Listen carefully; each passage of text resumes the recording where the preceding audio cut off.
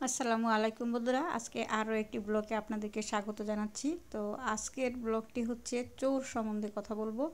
আসলে আমরা সবাই চোর। আপনি বুকে হাত দিয়ে বলেন তো, আপনি জীবনে কিছু চুরি করেন নাই? আমি নিজেও কিন্তু একটা চোর। তো আমি যে নিজে যে একটা চোর, সেই আমার চোরের কাহিনীগুলোই আপনাদেরকে শোনাবো। তো আমার বিশ্বাস আপনারাও এরকম জীবনে অনেক কিছু চুরি করছেন। যদি আমার এই ব্লগের সাথে আপনাদের কোনো চুরির ঘটনা মনে পড়ে যায়, তাহলে অবশ্যই কমেন্ট করে জানাতে পারেন। তো দেখব যে আমার মতো চোর আরও কে কে আছেন। আমি একলাই শুধু চোর। তো জীবনে প্রথম চুরি করছিলাম, তখন হয়তো ক্লাস 2 অথবা 3-তে পড়ি। তখন আমাদের বড় লেভেলের আপুরা ছিল, যে ওরা একটা ছবি আনছিল ওদের স্কুলের কতগুলো ফ্রেন্ড একসাথে। তো সেই ছবিটা ওরা মজা করে দেখছিল।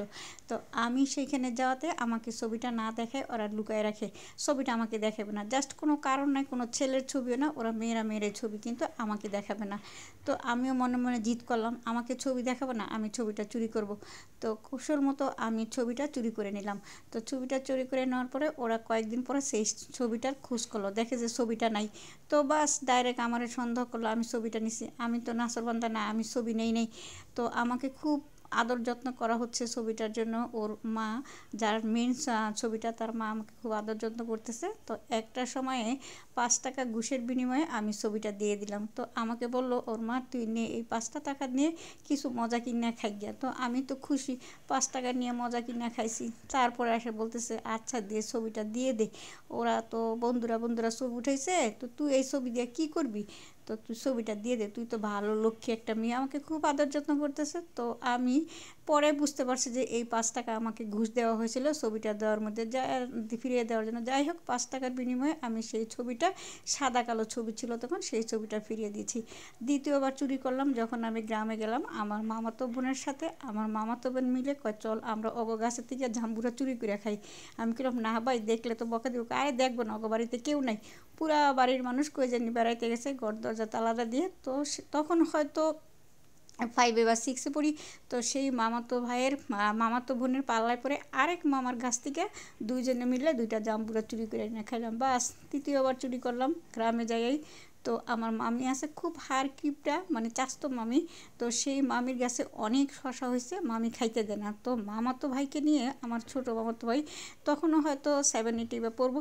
তো আমার মামাতো ভাইকে নিয়ে মামি যখন পুকুরে পানি আনতে যায়, বাড়ির থেকে পুকুর একটু দূরে, তখন সেই গাছের শশা আর না এলো 10-12টা খাইয়ে ফেলছি। মামি কিন্তু দূর থেকে ঠিকই বলছে।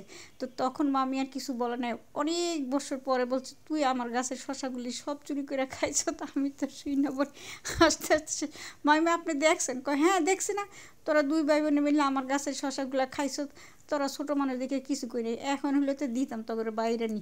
তো জীবনে এরকম বহু চুরি করছি। আরেকবার হাজব্যান্ডের পকেট থেকে 20 টাকা চুরি করছি, কারণ মেয়ের টিফিন খাওয়াইতে হবে, হাজব্যান্ড ঘুমাই রয়েছে, বলার টাইম নেই, 20 টাকা চুরি করে লইয়া গেছি। যাই হোক, আরেকবার চুরি করছি জীবনে গলদা চিংড়ি মাছ, বাসায় কেউ নেই, বড় একটা গলদা চিংড়ি মাছ ভাইজা একে একে খেয়ে ফেলছি, কেউ দেখে নেই।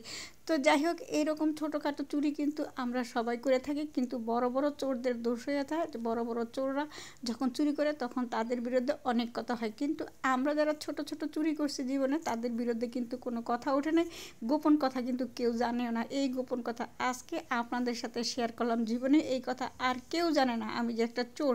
তো আপনারা যদি এরকম চোর হয়ে থাকেন, তাহলে অবশ্যই কমেন্ট করে জানাবেন। আর ব্লগটি ভালো লাগলে শেয়ার করে দিবেন।